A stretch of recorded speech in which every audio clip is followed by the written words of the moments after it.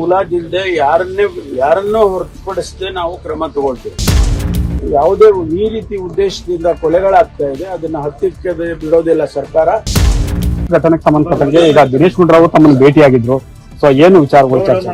ಮಂಗಳೂರಲ್ಲಿ ಏನು ಘಟನೆ ನಡೆದಿದೆ ಅದ್ರ ಬಗ್ಗೆ ಬಹಳ ಗಂಭೀರವಾಗಿ ಸರ್ಕಾರ ತೆಗೆದುಕೊಂಡಿದೆ. ಯಾವುದೇ ಮುಲಾಜಿಲ್ಲದೆ ಯಾರನ್ನೋ ಹೊರತುಪಡಿಸದೆ ನಾವು ಕ್ರಮ ತಗೊಳ್ತೇವೆ. ಯಾಕೆಂದ್ರೆ ಪ್ರತಿ ಸಾರಿನೂ ಕೂಡ ಈ ರೀತಿ ಆಗ್ತಾ ಇದ್ರೆ ನಾವು ಕಣ್ಮುಚ್ಕೊಂಡು ಸುಮ್ಮನೆ ಕೂರೋದಕ್ಕಾಗೋದಿಲ್ಲ.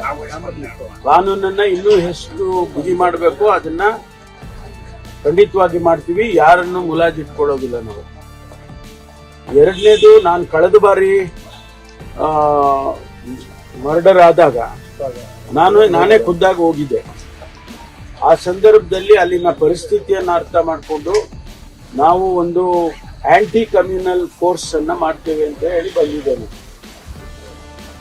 ಈಗ ಅದಕ್ಕೆ ಸ್ವಲ್ಪ ಫಾರ್ಮಾಲಿಟೀಸ್ ಅಂದ್ರೆ ಯಾವ ರೀತಿ ಮಾಡಬೇಕು, ಯಾರು ಅದನ್ನ ಹೆಡ್ ಮಾಡಬೇಕು, ಅವ್ರಿಗೆ ಏನ್ ಪವರ್ ಕೊಡಬೇಕು, ಇದೆಲ್ಲವನ್ನು ಕೂಡ ಪರಿಶೀಲನೆ ಮಾಡಿ ಸ್ಟಡಿ ಮಾಡಿ ಅದನ್ನ ಮಾಡಬೇಕು ಅಂತ ಹೇಳಿ ಇವತ್ತು ನಿನ್ನೆ ದಿವಸ ಅದಕ್ಕೆ ಒಂದು ಸರ್ಕಾರಿ ಆದೇಶವನ್ನು ಕೂಡ ಹೊರಡಿಸಿದೆ.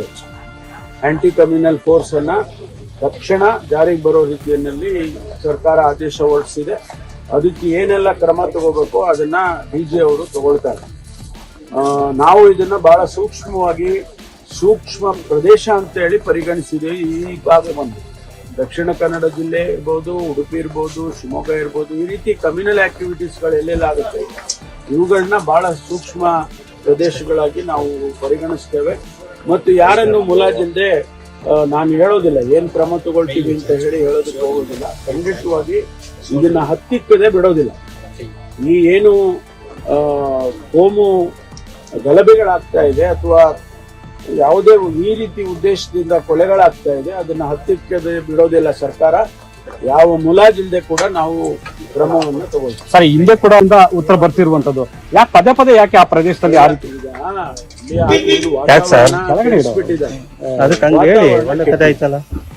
ಒಬ್ರು ಇವ್ರು ಮರ್ಡರ್ ಮಾಡಿದ್ರೆ ಅವ್ರೊಂದು ಮರ್ಡರ್ ಮಾಡೋದು, ಅವ್ರೊಂದು ಮಾಡಿದ್ರೆ ಇವ್ರು ಮಾಡೋದು, ಈ ರೀತಿ ಈ ದ್ವೇಷ ಭಾವನೆ ಬಂದ್ರೆ ಸಮಾಜ ಎಲ್ಲಿ ಉಳಿಯೋದು, ಅಲ್ಲಿ ಜೀವನ ಮಾಡಕ್ಕಾಗುತ್ತೆ. ಅದನ್ನ ಸರ್ಕಾರ ನಾವು ನೋಡ್ಕೊಂಡು ಸುಮ್ಮನೆ ಇರೋದಿಲ್ಲ. ಖಂಡಿತವಾಗಿ ಇದನ್ನ ನಿಲ್ಲಿಸ್ತೀವಿ, ನಿಲ್ಲಿಸದೆ ಬಿಡೋದಿಲ್ಲ. ಸರ್, ಆಂಟಿ ಕಮ್ಯುನಲ್ ಫೋರ್ಸ್ ರಚನೆ ಮಾಡ್ತೀನಿ ಅಂತ ನೀವು ಲಾಸ್ಟ್ ಟೈಮ್ ಸರ್ಕಾರಿ ಆದೇಶ ಸ್ವಲ್ಪ ಲೇಟ್ ಆಗಿ ಬಂದ್ರಿ ನೀವು. ಸರ್ಕಾರಿ ಆದೇಶವನ್ನ ನಿನ್ನೆ ದಿವಸನೇ ಬಿಡುಗಡೆ ಮಾಡಿದ್ದೇವೆ. ಅದನ್ನ ನಿನ್ನೆ ಅಲ್ಲಿ ಮಂಗಳೂರಲ್ಲಿ ಹೇಳಿ ಬಂದು ನಾಳೆ ಬೆಳಗ್ಗೆ ಇಲ್ಲಿ ಫೋರ್ಸ್ ಮಾಡಕ್ ಆಗೋದಿಲ್ಲ. ಅದನ್ನ ಯಾವ ರೀತಿ ಮಾಡಬೇಕು, ಅದು ಯಾವ ತೀರ ಸ್ಟ್ರಕ್ಚರ್ ಮಾಡಬೇಕು, ಅದನ್ನೆಲ್ಲ ಎಷ್ಟು ದಿವಸ ಸಮಯ ತಗೊಂಡು ಮಾಡಿದ್ದೇವೆ.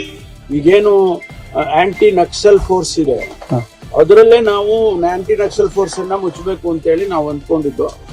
ಆ ಫೋರ್ಸ್ ಅನ್ನ ಅರ್ಧ ಭಾಗ ಫೋರ್ಸ್ ಅನ್ನ ಈ ಆಂಟಿ ಕಮ್ಯುನಲ್ ಫೋರ್ಸ್ ಗೆ ಕನ್ವರ್ಟ್ ಮಾಡಿ ಅವರಿಗೇನೆಲ್ಲ ಹೆಚ್ಚು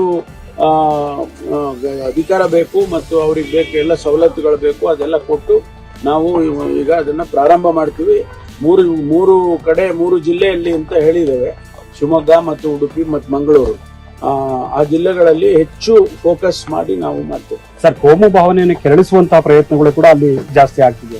ಇಲ್ಲ, ನಾವು ಅದಕ್ಕೆ ಒಂದು ಕಡೆ ಕಾನೂನು, ಇನ್ನೊಂದು ಕಡೆ ಶಾಂತಿ ತರೋದಕ್ಕೆ ಏನ್ ಮಾಡಬೇಕು ಅಂತೇಳಿ ಪೀಸ್ ಮೀಟಿಂಗ್ಸು ಅಥವಾ ಕಮ್ಯುನಿಟಿ ಮೀಟಿಂಗ್ಸು ಇವೆಲ್ಲ ಮಾಡೋದಕ್ಕೂ ಕೂಡ ಸೂಚನೆಯನ್ನ ಕೊಟ್ಟಿದ್ದೇನೆ. ನಾನು ಕಳೆದ ಸಾರಿನೂ ಕೊಟ್ಟಿದ್ದೆ. ನೀವು ಪೀಸ್ ಮೀಟಿಂಗ್ಗಳು ಮಾಡಿ ಕಮ್ಯುನಿಟಿ ಲೀಡರ್ಸ್ಗಳನ್ನ ಕರೆದು ಸ್ವಲ್ಪ ಮಾತಾಡಬೇಕು.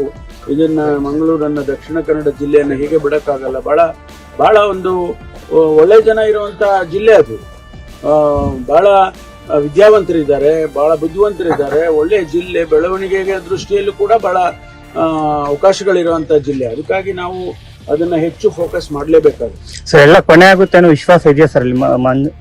ನಾವು ಮಾಡ್ಲೇಬೇಕಲ್ಲ, ಕೊನೆ ಆಗುತ್ತೆ ಅಂತ ವಿಶ್ವಾಸದಿಂದಲೇ ಮಾಡ್ಬೇಕು ನಾವು. ಇಲ್ಲೇ ಇದ್ರೆ ಆಗುದಿಲ್ಲ ಅಂತ ಹೇಳಿ ಅಪನಂಬಿಕೆ ಇಟ್ಕೊಂಡು